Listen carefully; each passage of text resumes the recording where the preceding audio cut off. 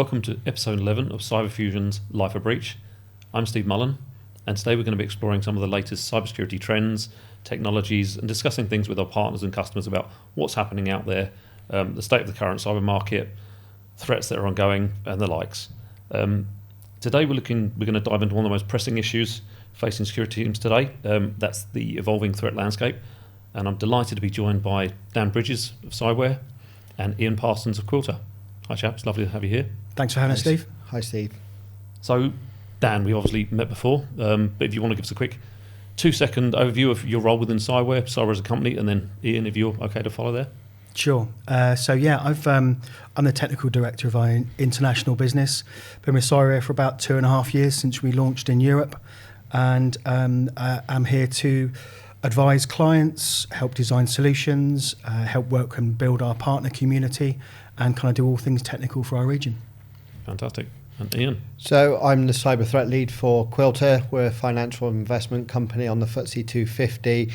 What that encompasses is I do all things cyber threat intelligence and cyber threat hunting.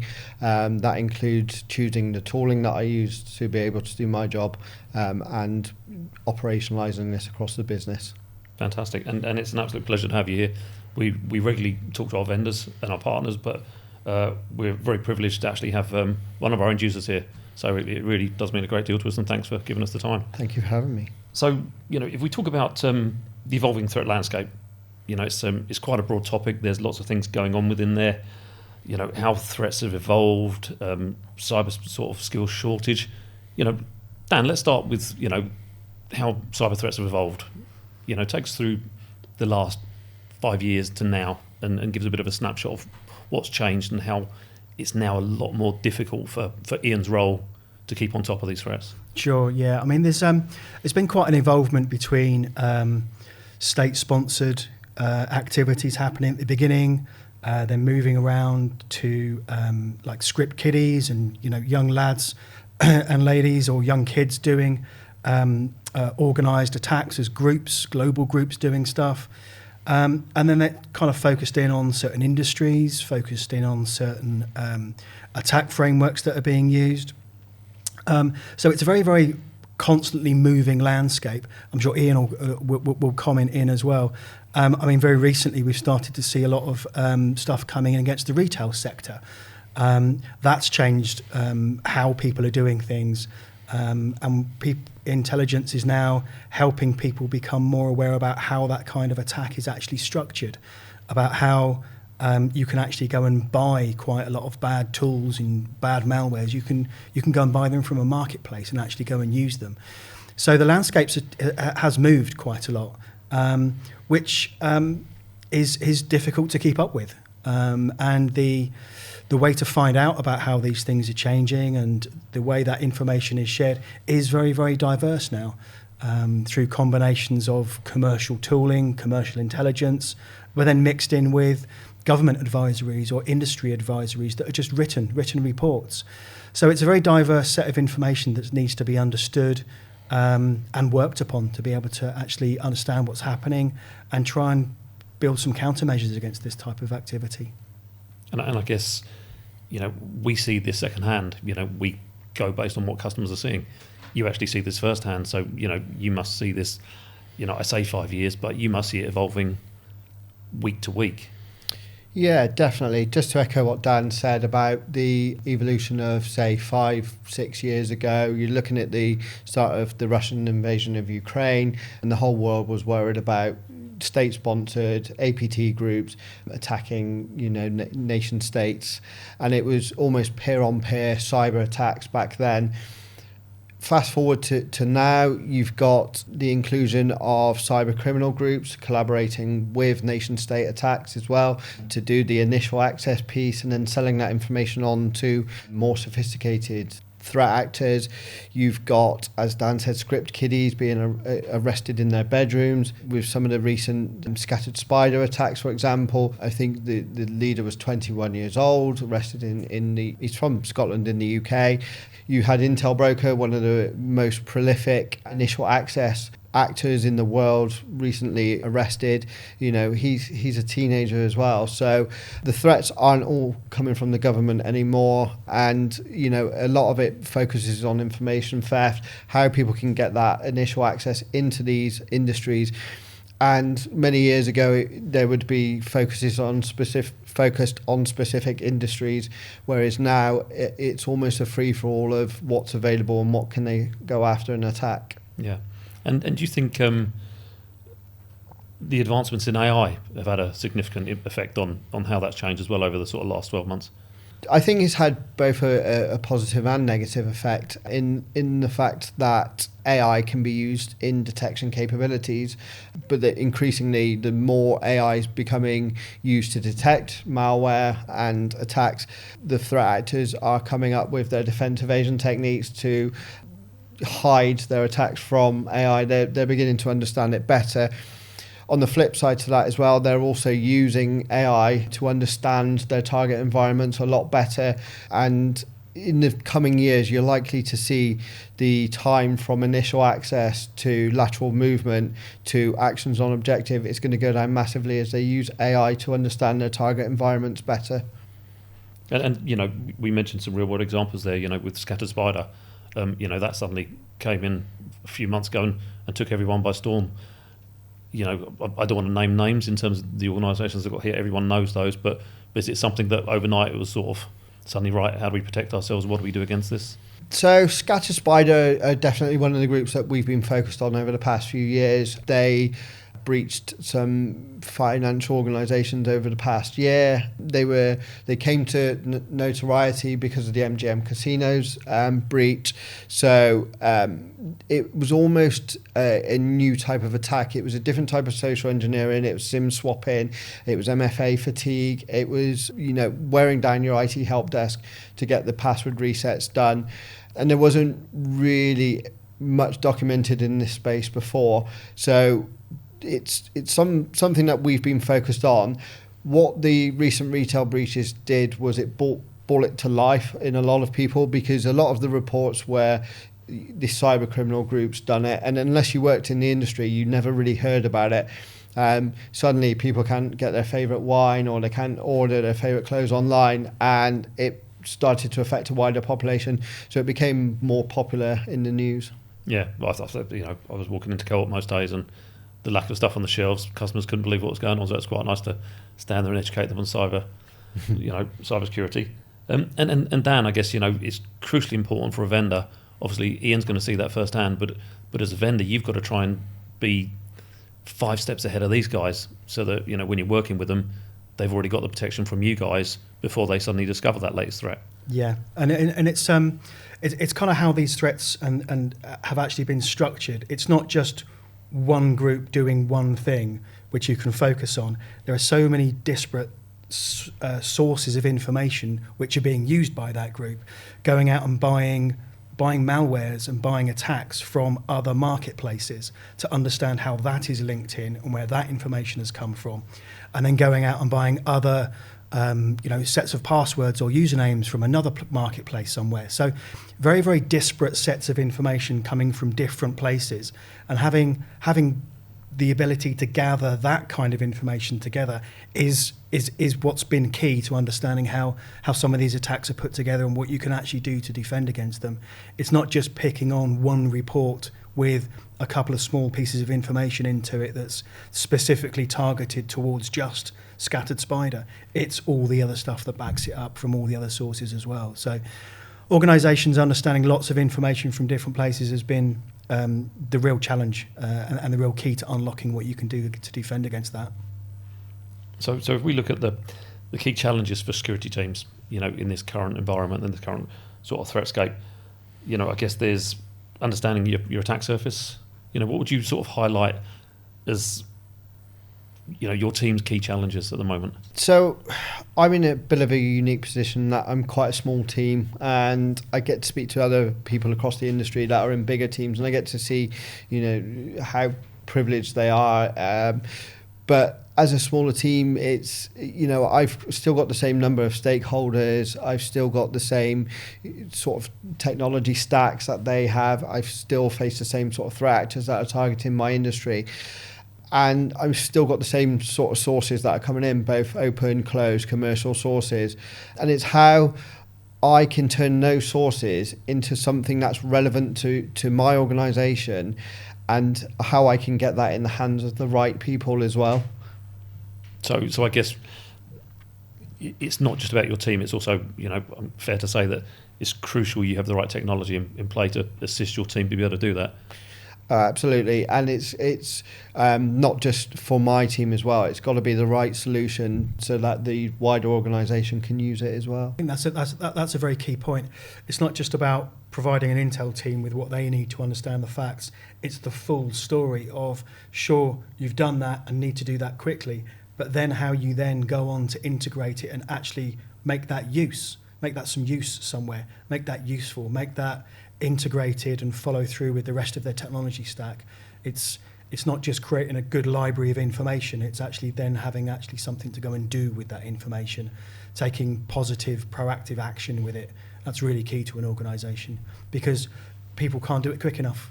There's too much information from too many different places to understand, and it needs to be put in really quickly, because these attacks, as we've seen, they move really fast, and if it's in an industry, you don't know if you're going to be the next person. So making sure that you can learn from someone else's unfortunate state or someone else's information and just put that in preemptively. It's the faster you can do that, the less likely you are to be the next victim to something.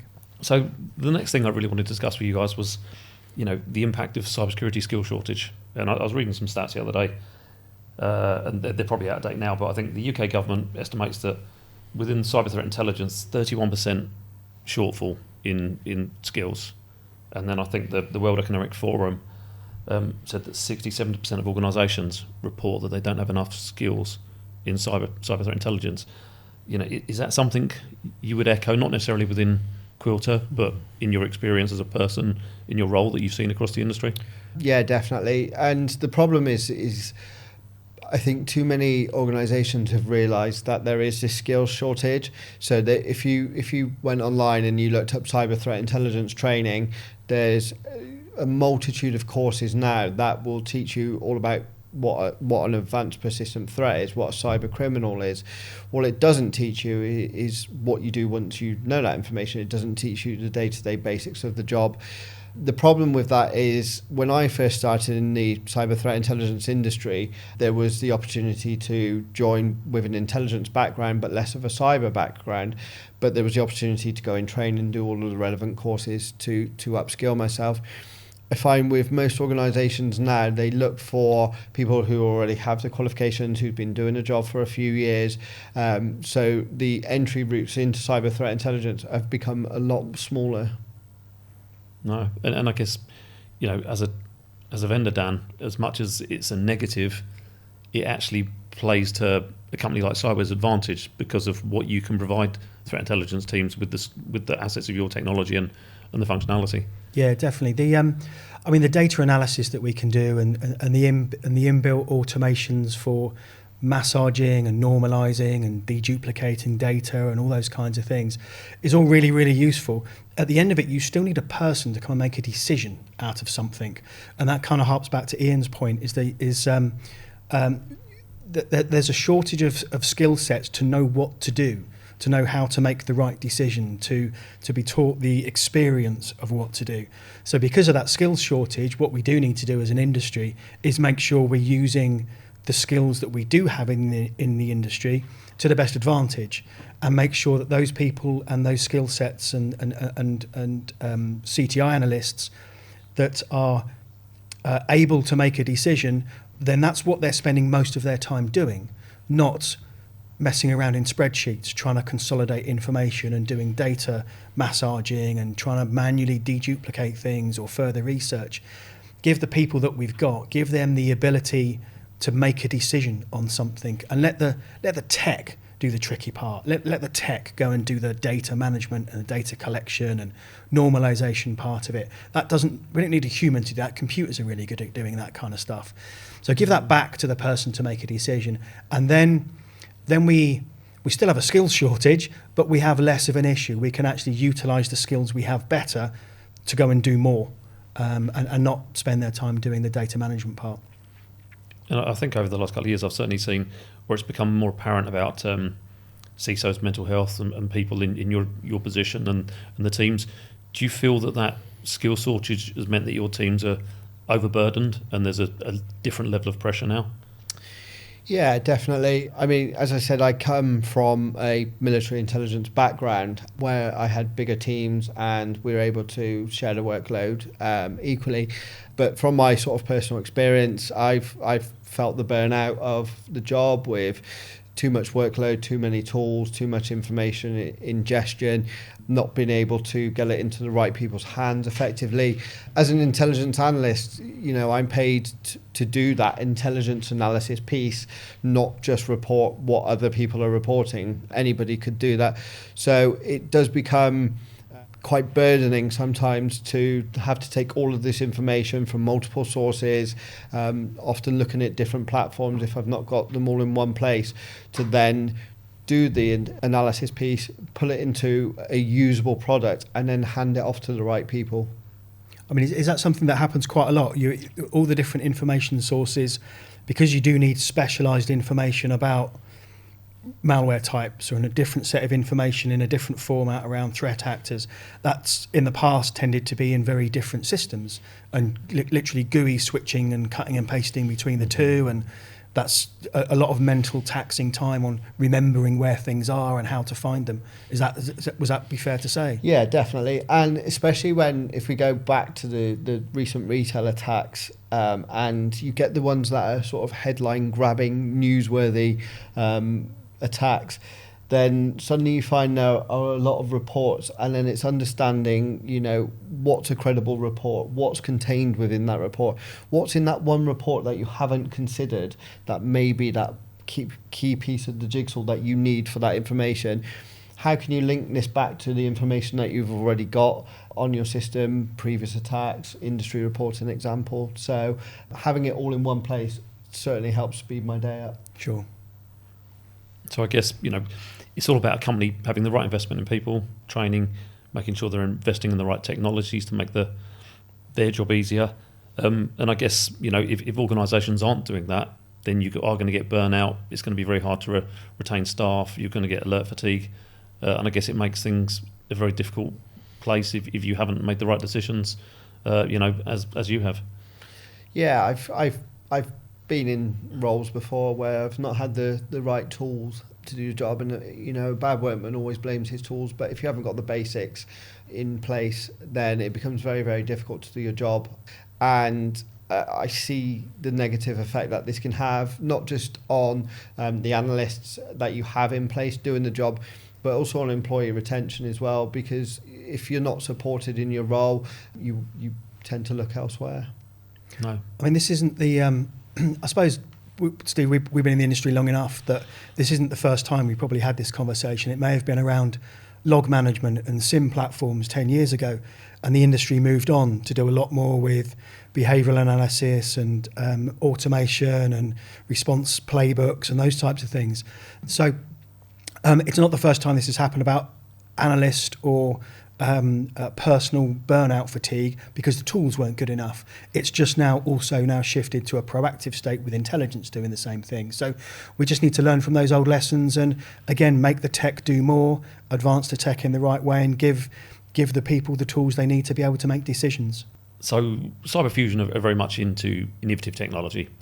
But I find that there's that dichotomy out there where new technology is great, but often people don't integrate it right. And, I think there are challenges associated with integrating new technology. Is that something that Quilter are aware of when you go out and look for a new solution and obviously do all the research behind, that the integration piece is key to your decision? Yeah, definitely. And when we went and looked at Cyware, I had a very specific set of requirements in my mind of what a threat intelligence platform should look like and what functionality it should have. And it's the same across any of the security tools that anybody will buy. You'll have your certain requirements, and some tools will meet some of the requirements, some of them will meet a lot more. It's very rare that you will find a tool that meets all of your requirements, and it's finding the best solution. And like you say, with integration, it's not just now about that standalone tool and what that meets of your requirements. It's all about, does it work with your SIM platform? Does it work with your SOAR orchestration? Does it work with, all of your security tools? Does it work with, Microsoft Teams, for example, Slack channels, so that information can be put in the right hands at the right time?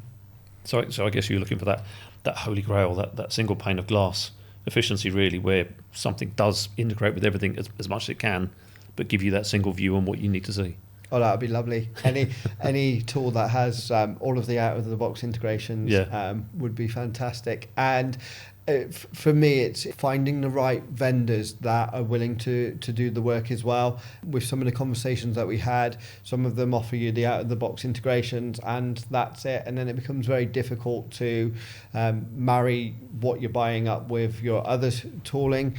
But if there's that desire to work with you, to understand what your security landscape looks like and what tools you have, and find the best solution for them all to talk to each other, then I think that's quite a good sort of fit in these days. And it's something Cyware verbalised a lot is operationalising threat intelligence, and I think that's key for, as you guys clearly say, for pulling together a sort of collective defence strategy.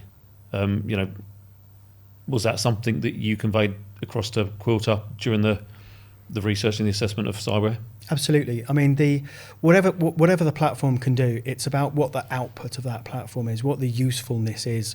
Can it integrate with the tools it needs to be able to go out with? Can it provide the right outputs to the people that are going to read the information? I mean, the other part of this isn't just around tool integration, but the reports that Ian and CTI analysts write, they get shared to executives, they get shared to SOC leaders, they get shared to SOC analysts. So the output of the tool is extremely important to achieve the value, to be able to get the good work that you do in the information, to actually, with the data, to actually get that out of the platform and into people's hands so they can actually use it. That's a massive key output for the platform. And that extends, like Ian said, it's not just to tooling and to technical integrations, but it's also how that can be shared out to the right people at the right time. So historically, I think from what I've seen in distribution with a lot of threat intelligence tools, they have capabilities providing reports, but those reports have a lot of the time been at one level, and I think it must be key. And the thing we've seen with Cyware, and you probably confirm this, is the fact that you can customize the output of the reports to make it relevant to not just your team, the wider. I mean, is that something you've certainly seen? Yeah, typically reports would always go out at the three intelligence levels: strategic, operational, and technical/tactical. And this was always a great way to look at how intelligence should be disseminated, because your tactical information would go off to the people who could understand it and operationalize it. Then you could have your strategic reports going off to the board. But there's always those grey areas in between where certain information will go into reports and people would read it and they wouldn't understand it, or it wouldn't give them enough level of detail for them to operationalise it. And if a report's going to them and they can't do anything with it, then there's no point in sending the report out. So to have something that you can customise to exactly the right audience so that they get the most benefit from it and they can understand it and they can use that report was really key to why we sort of chose Cyware as a platform. I mean, and to extend upon that, I mean, we see that a lot with our the big collective defence networks that we help run as well across the ISAC industry. So across the industry-specific sharing and analysis centres that we have, them being able to share viewpoints of the same information to an audience which is very, very technical, that understands or that needs to implement the specific technical indicators, IP addresses, file hashes. They have work to do to go and block those, but also share the same sources of information and the same types of information, but explain it in a different way to non-CTI teams who may still be in IT, who need to recognise what some of these things might be and how they act and what it might look like to be able to spot that early.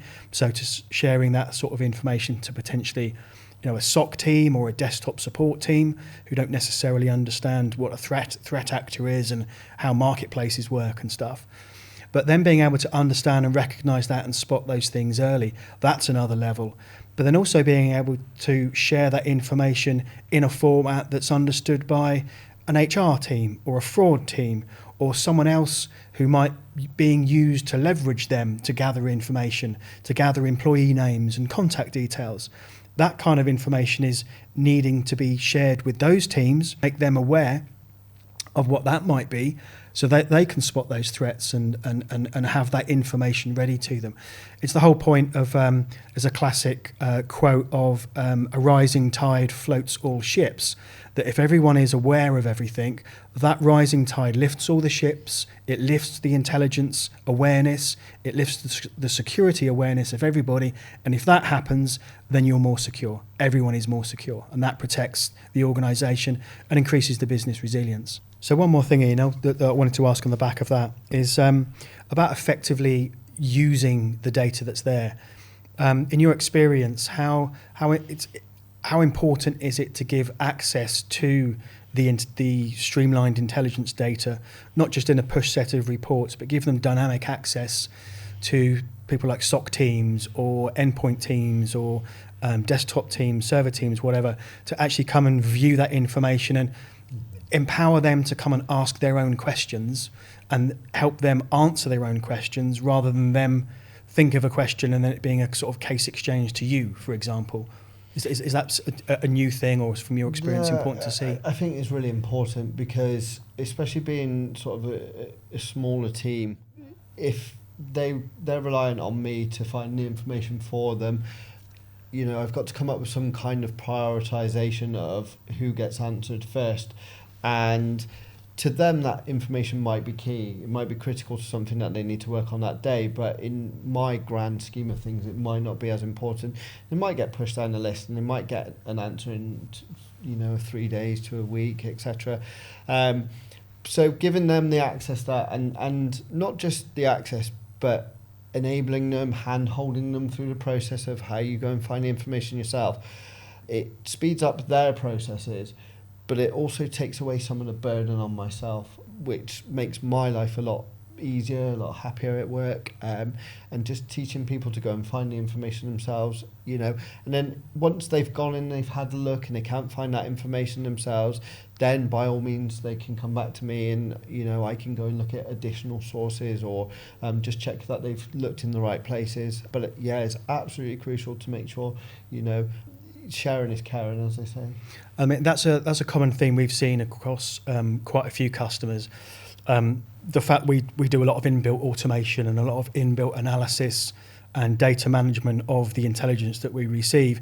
It's not just about storing it all in separate little formats and then an analyst come and driving the tool to then find further information. The fact that we've been through, processed a lot of stuff, normalised it and made it in a joined together and relationships built and enriched format means that you can just come and ask one question and you have everything there. So that's certainly something we see across different customers and across all different industries as well, is providing that information to non-CTI teams in a format that's not too complex, but it's got enough information to either answer an early question or to then drive information to go and make a decision or drive you down a path to go and ask further questions, and then come, to you as the expert with a better formed question. I've seen one thing, I've done a bit of research and found out it might be related to this. Help. What do I do next? Mm-hmm. And then you're making a decision, not going and doing the data management and data analysis for them. So, and I think another key piece I've seen over the last since we've been working with Cyware is collaboration. not just collaboration within the different areas of your security team, the SOC and the cyber threat intelligence team, but collaboration between peers, between other companies, industries, especially with the great work you're doing with the ISACs of this world. Are you seeing a positive approach with collaboration with Quilter internally between the teams now that you've got the cyber tool in place? Yeah, definitely. So one of the things that I really do like is the ability to send the information direct from the platform to anyone, whether they're a Cyware customer or not. And that becomes a really big thing for me, because a lot of the information that I share is across multiple industries. So the FS-ISAC, and there's other industry peer groups and, government partners, etc., that I would report to.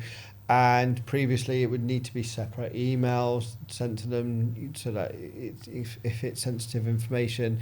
With the platform, I can send it both internally and externally at the same time, and then there's no risk of revealing who I'm sending it to. They just get an email, this has been sent to you from Cyware, with the information that I want them to know. I mean, we're seeing this. There's a new government initiative that came out in 2022 called Defenders One for the UK government, and that is pushing the government departments and steering that towards a much more collective defence, because some departments have better funded intelligence teams, some have different tools, but they all can learn from each other. And as a collective unit, that will be more powerful than each of the individual organisations on their own. So we're seeing that happen, and that's mandated to happen by 2030, certainly across government departments.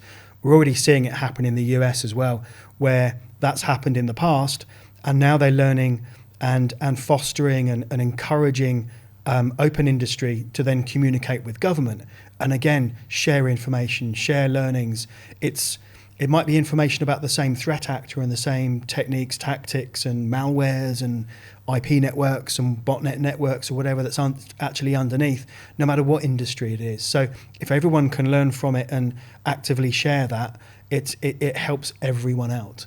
So the sharing industries, we're definitely seeing that pick up a lot more across Europe, and not just in the major industries of health and finance and auto and manufacturing and things. We're seeing those split out into much more niche industries now as well. So that's a very good thing for the collective betterment of us as of voters and constituents in the country as well. I think what Dan said about the sharing industry growing.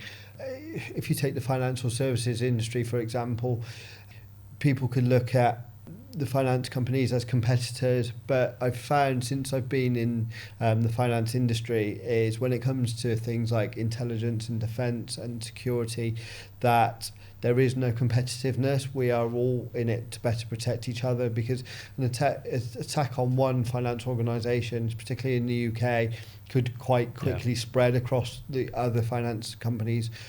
So we all work together really well to help protect each other. That's great to hear. And certainly something, we've seen over the last, as you say, on board with all the ISACs, the great work you're doing with there, and yourself personally, speaking a lot of the forums and all those groups, it's great to see that intelligence being shared.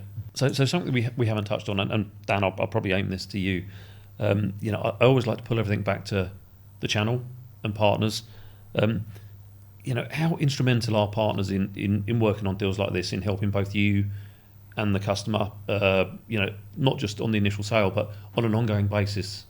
Yeah, I mean, I've worked for partners and with partners for most of my career actually in cyber, and massively influential. I mean, as a vendor, I can sit here and say our solution does this and it produces those outputs, but we can only do an output from our tool. The real power of any vendor solution comes when you start integrating that with other platforms, and it becomes a solution, not just a set of features.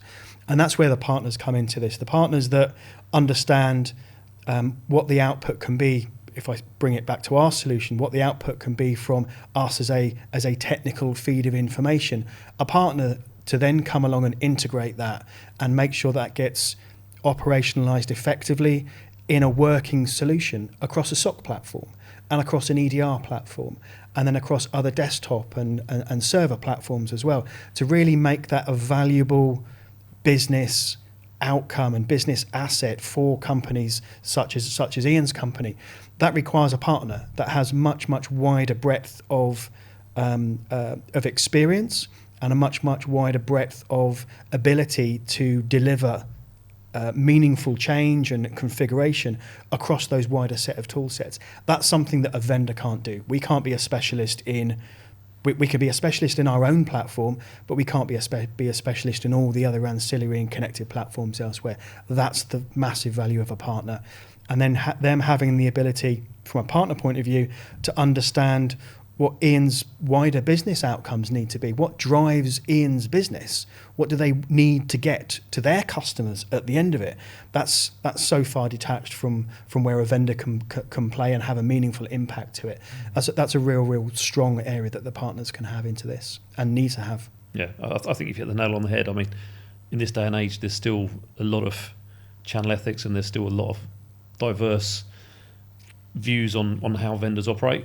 But I think the people that really make a success of things are the people that engage the channel, have the right partners and know what partners are going to make that difference and are there as an extension of you as a vendor and assist with the sale, but also hold hands of yourself and the partner the whole way through the deal and on an ongoing basis. Definitely. So, I mean, there's more partners than vendors, right? So there's more staff, there's more people, there's more skills out in there as well. The vendors come and hire people who know exactly what the vendor does. It's rare to find vendor people who are solution aware. They focus on their own features and they just sell those without understanding what that means 2 or 3 hops down the line in a different team that they don't have a vendor solution for. So that set of integration and solution steps is super important out in leveraging the channel to go and do that. So I think that's been really worthwhile conversation today. I've learned a lot. It's been great to speak to, one of our flagship vendors and also, Ian, brilliant customer, and it's very rare we get the opportunity to have them here. So that's really been great. If I'm going to recap the main points that we've just sort of discussed today, it's been about the evolving threat landscape, problems that organisations face, how they deal with them, how they look at them, what solutions they look at to try and cope with those. Skill shortage. Obviously, the skill shortage is huge for organisations. And then, integration of new technologies, which is key when any customer is out there looking at what solutions to bring on board. I think it's quite clear that from Ian's input, Cyware has been fundamental in helping Quilter, tick the box for most of these. And it's a brilliant partnership and something that will, is only going to go stronger. So if there's anything you'd like to discuss today, anything you've learned or any questions you have for Cyware or Ian, please review the podcast. Please get in touch. We'd be happy to hear from you. But from myself, watch out for the next episode. We'll be talking to Bulwark and ransomware containment. So that's a great one to watch. But I'd just like to say, Dan, thanks very much. And Ian, an absolute pleasure. It's very rare we get people of your level here and your talent. But thanks for taking the time out to speak to us. Thank you.